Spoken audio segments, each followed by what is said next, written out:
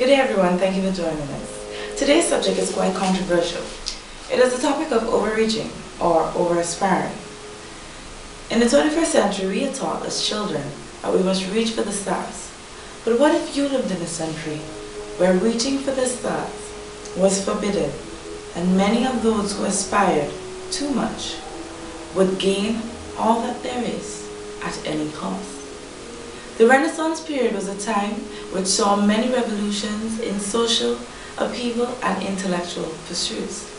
It's probably best known for its artistic developments by Leonardo da Vinci and Michelangelo, but today's Renaissance man is Dr. John Faustus, famous as a man who sold his soul for fame. Joining us today via WP Satellite is Dr. John Faustus.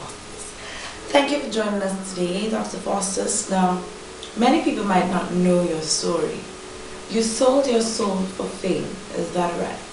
Actually, I sold my soul for knowledge. It was about the knowledge, but receiving the power of magic eventually won the better of me, and so it became about the fame. Looking back, do you consider your act heroic? I am not looking to be a hero or a villain. My life definitely is a morality tale to the wise, as my story talks about God and evil, religion and damnation, science and the dangers of knowledge, angels in heaven, and of losing my eternal happiness. Ultimately, it shows the dual character of human nature. I was weak, but through my story, you can see how this can be any man or woman's flaw. If you know what I mean. No, I don't. Could you explain? My ambition can be seen in any man or woman of my time. Mosca is willing to sell his wife for his own gain. The Duchess of Malfoy fell prey to men just like me. They had their own interests at heart, and not the good of a man. Needless Christian values. And then there was the other one who slept with his sister. These people are, like me, ambitious, striving to achieve all that they can achieve despite Christian values and authority. So is their sin worse than yours? Well, yes. I was not out for revenge on anyone. I hurt no one but myself. You say this, but in a Christian society, one that you sold your soul to impress, they would not have been in accordance with the means through which you attained your gifts. Do you still think it was all worth it? As much as I earned for all that was available, so did my peers. There was this insurgence of knowledge and discoveries. I satisfied their thirst for knowledge and novelties as much as I did my own. So repentance was out of the question? I repented, but I renewed my pact. And I wanted to after so many wantings. My blood congealing, the old man, the good angel upon my shoulder. But there was an internal agony. Is heaven real? Why must we sin and die? Why? Inevitable that man must sin and die. Is hell real? I can see hell. I can see the devil. I have never seen God. I have never seen heaven.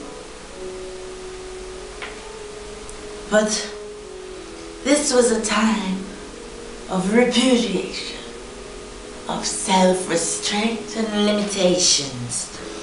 The far-reaching boundaries newly unearthed by men like Galileo.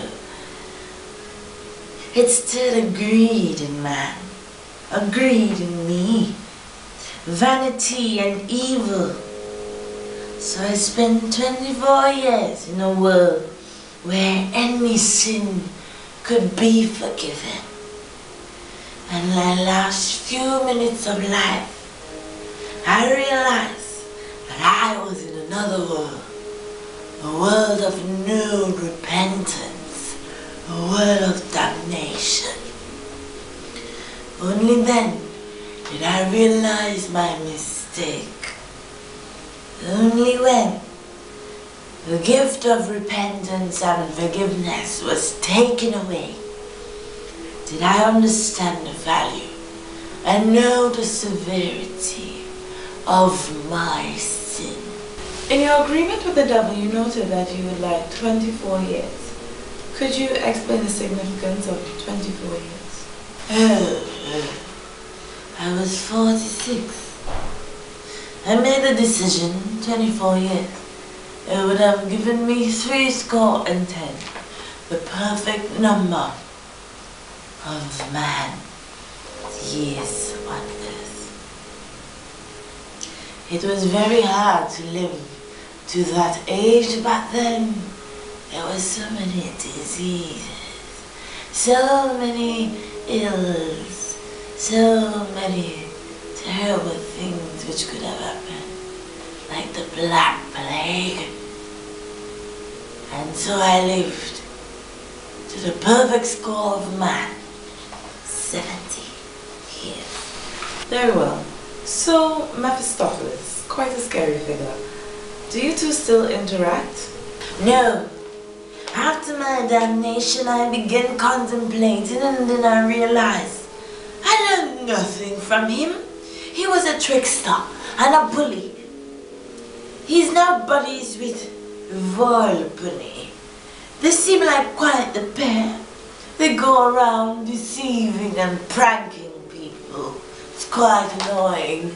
If I had 1,000 souls, I would sell them all, never to see another trick by the two. Well, I guess those are grounds for terminating our friendship.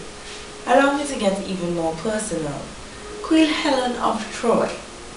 Are you two still an item? She was not a queen. She was just an evil spirit, a trick, an illusion, a conjuring by Mephistopheles.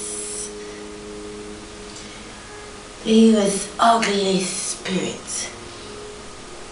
And I should have taken the 3 books instead. I always knew that books and knowledge was my passion and my most prized possession. I did not burn my books in the end, so they keep me company now. So I guess it all worked out to an extent. Thank you for joining us today, Dr. Faustus. Ladies and gents, you heard it from the man who sold his soul. Coming up next is the man who sold his wife. Stay tuned.